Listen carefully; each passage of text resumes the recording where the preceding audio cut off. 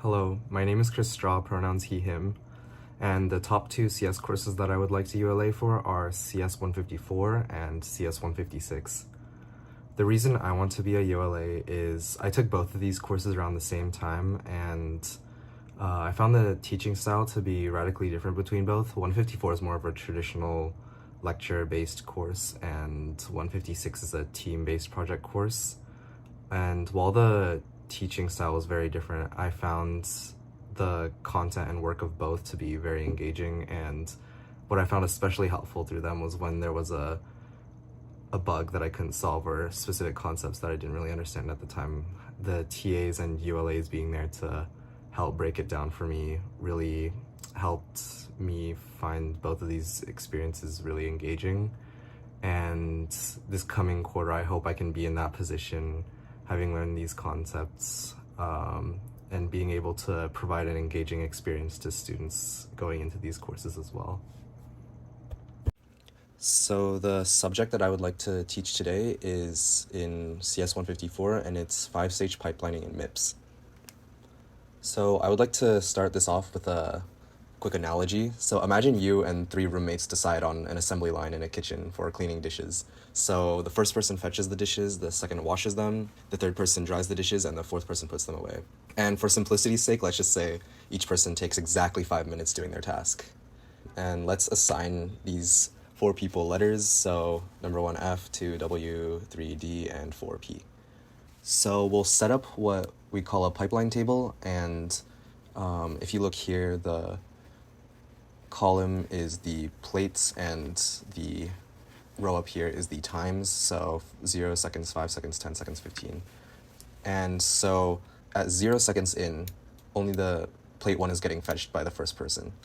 Move on to 5 seconds in, plate 1 is passed on to the person washing the dishes, and plate 2 is in the hands of the fetcher now. And 10 seconds in, plate 1 goes on to the dryer, plate 2 is now in the hands of the washer, plate 3 is in the fetcher's hands, so on. And at 15 seconds, you kind of get the gist of it. But at 20 seconds, let's say that the washer runs out of soap, so he's not able to wash his dishes at that interval. So he needs to spend 5 seconds to go run and get some soap. While the washer's gone, the fetcher can't pass the plate on to him, so he's stuck with plate 4 at 20 seconds as well. He can't go fetch plate 5 yet. So in this case, we write in stall at the interval. And this is what we call a hazard in pipelining. The fetcher can't move on to plate 5 until he hands his current plate off to the washer. So his task is dependent on the washers, and that's why we need to stall for both of these plates. And at 25, let's say that the washer is back at his station and he's washing plate 4, and the fetcher is able to start getting plate 5, and so on. I hope the rest of this table makes sense for them finishing off plate 4 and then finishing off plate 5. And that's basically the general concept of pipelining in the abstract sense. So let's try to apply this to CPUs. What you're looking at here is the architecture of MIPS, which is the type of CPU that we work with in 154. So this CPU has a lot of different components, but can be broken down into 5 stages. So the first stage is the instruction fetch stage, where the CPU gets an instruction from memory and then updates its program counter, which keeps track of the address. The decoding stage sends the instruction to the decoder, which gets the sense of what's actually in the instructions, and it also fetches the value of individual registers that the instruction is referring to. And the execution stage basically executes whatever sort of arithmetic operation is required in the instruction. And the memory stage is where any saves or loads occur, so data can be loaded from memory or written into it at this stage. And then write back is where the final values are written back into the register file in the decoder stage.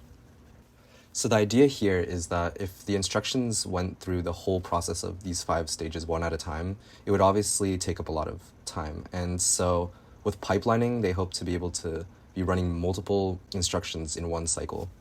And so what they did for MIPS is they added registers between each of these 5 stages. So in this diagram here, let's say instruction 1 is getting fetched from memory, and then it gets put into the fetch decode register.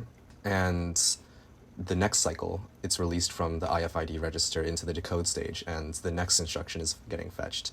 And you can imagine that when the instruction goes on to the execute stage, then the next instruction goes to the decode stage, and so on. So in the ideal case, you can be running up to 5 instructions at the same time in one cycle. And we'll take a look at what that looks like on a pipeline table like I was showing before. So here's some C code that I wrote up, and I compiled it to MIPS using GCC13, and we'll be putting this code onto a pipeline table. So let's assume for simplicity's case that the load word and the store word have already run. So starting off, the value of register 2 is 0.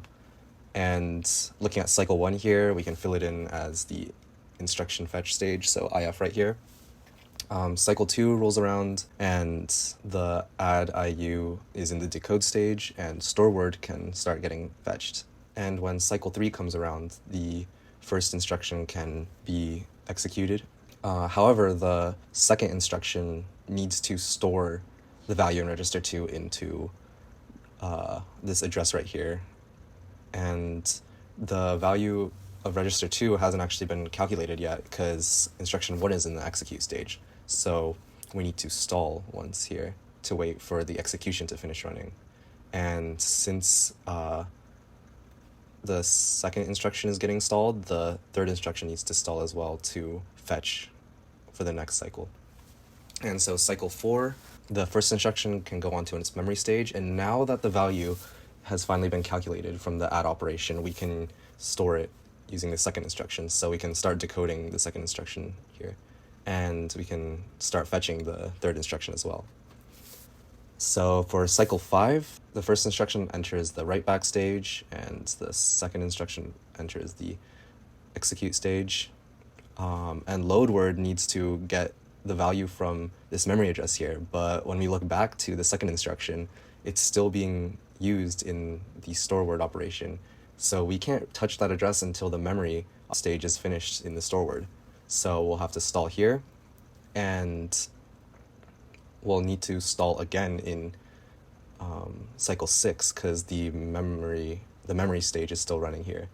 And so finally on cycle 7, as the store word enters its write back stage, we can finally start decoding the address value here. And now that we're in the decode stage for the third instruction, the fourth instruction can start getting fetched. And on cycle 8, we see that the set less than operation uses the register value in 3 to make a decision, and 3 is still being loaded from the memory address in the previous instruction, so we have to actually wait until the memory stage for instruction 3 has finished before we can start decoding. So we again have to stall here, and because the fourth instruction is stalled, we need to stall before we fetch the fifth instruction. And cycle 9, load word is on its memory stage, but it still hasn't been finished, so the fourth instruction needs to stall again, and the fifth instruction as well. So on the 10th cycle, the third instruction is in its write back stage, and now that the memory stage is finished executing, the fourth instruction can start decoding using the new value in register 3, and the fifth instruction can start fetching as well. And on cycle 11, the fourth instruction is in its execute stage, and if we look at the fifth instruction, it also uses the third variable, but the thing is the variable is getting changed based on a calculation in set less than, so we need to stall until we get that new value for register 3. Cycle 12, set less than is onto its memory stage, and the fifth instruction can finally start decoding as the execution stage for the previous instruction is finished. And for cycle 13, the fourth instruction is on its write back stage, and the fifth instruction is on its execute stage, and so on. And so yeah, this is a complete pipelining table for these 5 instructions. And finally, I'll talk briefly about CPI. So CPI stands for cycles per instruction, and it's a value that's relevant to a handful of different calculations in 154. So we say that an instruction uses 1 cycle if it goes through without any stalling. And we say that any stalls add 1 cycle to the cycle count for that instruction. So the total number of cycles is 14, and there's 5 instructions here. So 14 divided by 5, and the CPI for this specific set of instructions is 2.8. And yeah, that's basically it for this mini lecture. Hopefully it was a clear explanation on the concept of pipelining, and thank you for watching and considering my application.